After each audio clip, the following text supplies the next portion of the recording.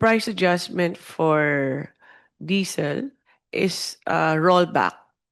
There will be a rollback tomorrow at 12.94 pesos minimum. Bakit po merong range? Kasi tignan nyo po ang gas station ninyo, iba-ibang gas station, iba yung presyo dahil depende yan kung malayo siya sa depot or inland siya, malayo i-deliver, mas magastos yung pag-deliver doon sa gas station na doon. So, mas mahal po ang benta. Or minsan po, iba-ibang brand, iba-iba rin yung presyo nila.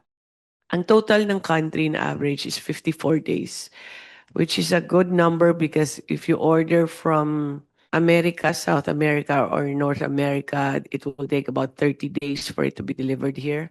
If you order from Southeast Asia or neighboring Asian countries, that's about 15 days maximum for it to delivered here.